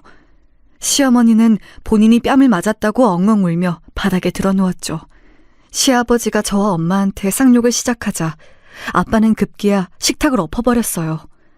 사람들이 몰려오고 점원들이 들어와 말려도 아빠는 이미 흥분 상태였습니다. 사실 예전 같으면 아빠가 저럴 때 제가 나서서 말렸을 거예요. 그런데 그날은 얼마나 속이 시원했는지 모릅니다. 시아버지는 아빠가 난동을 부리자 많이 놀랐는지 가만히 입을 꾹 다물었어요. 본능적으로 거기서 더 난리치면 안 된다는 사실을 깨달았나 보더라고요. 조용히 해. 내 아내랑 딸 건들면 당신들 내 손에 죽어. 다시는 내 눈앞에 띄지 마. 알겠어? 조용히 살려고 해도 이렇게 꼭 사람을 건드려. 당장 꺼져! 자네도 우리 딸 앞에 나타나지 마. 연락도 하지 말고 조용히 죽은 듯이 살아. 그동안 아빠는 일부러 사람들에게 위협적으로 보이지 않으려고 많은 노력을 했잖아요. 그래도 깡패 생활이 헛되지 않았는지 전날은 완전히 돌변했습니다. 재혁 씨는 저 말을 듣고 조용히 자기 부모를 챙겨서 가게를 나갔어요. 겨우 수습하고 점원들에게 제가 대신 사과의 말을 건넸습니다. 미안하다, 주연아. 아빠가 참았어야 하는데 미안해. 너무 흥분했지? 그런데 아빠는 너와 엄마를 건드리는 것을 보면 속에서 열불이 나서 참을 수가 없어. 아빠, 괜찮아. 내가 오늘은 아빠 안 말렸잖아. 그래도 됐어. 잘했어. 깡패 생활 오래돼서 위협하는 법 까먹은 줄 알았는데 아니네? 네가 괜찮다니 다행이다. 아니, 나도 조용히 살고 싶은데 도저히 도와주질 않네. 여보, 괜찮아? 많이 놀랬지? 나는 괜찮아. 그나저나 주연이가 걱정이다. 두 번째 결혼도 파혼이네. 괜찮아? 우리 때문에 우리 딸이 고생하네. 저런 집에 시집 가면 나만 더 힘들어. 나도 속으로 언제 도망갈까 생각 중이었어. 됐어, 아빠. 잘했어. 아빠는 깽판을 치고 제 눈치를 계속 보고 있었어요. 아무래도 예전부터 제가 아빠의 그런 모습을 보면 화를 많이 내서 그런 것 같았죠. 그래도 이번엔 진짜 아빠의 그런 위협적인 행동이 도움이 되었습니다. 이 뒤로는 어떻게 되었냐고요? 재혁 씨는 말 그대로 사라졌어요. 저는 내심 속으로 저 사람들이 경찰서에 가서 신고할까봐 무서웠거든요. 아빠가 경찰서에 한두 번 간 것도 아니었고요. 그런데 다행히 재혁 씨와 재혁 씨 부모는 아예 자기들이 우리 지역을 떠서 다른 곳으로 이사 갔습니다. 본능적으로 생명의 위협을 느꼈나 봐요. 우리 아빠지만 저도 아빠의 깽판치는 모습을 보면 혀를 찰 정도거든요. 그리고 저는 그 이후로 결혼 생각이 완전히 사라졌습니다. 좋은 인연이 있다면 나중에는 모르겠는데 일단 지금은 누구를 만나 새로운 관계를 맺는 것 자체가 버겁더라고요. 그런데 결혼 생각이 사라지고 부모님과 평생 살겠다고 하니 오히려 마음이 매우 가볍습니다. 부모님이 두 분의 사이는 매우 좋다고 했잖아요. 그래서 그냥 늙어가는 부모님을 모시고 저 혼자 살 생각도 하고 있어요. 먼 미래는 몰라도 당분간은 결혼 생각이 전혀 없습니다. 그래도 저는 이런 제 인생이 행복하고 좋아요. 제가 준비한 사연은 여기까지입니다. 재밌게 들어주셨는지 모르겠어요.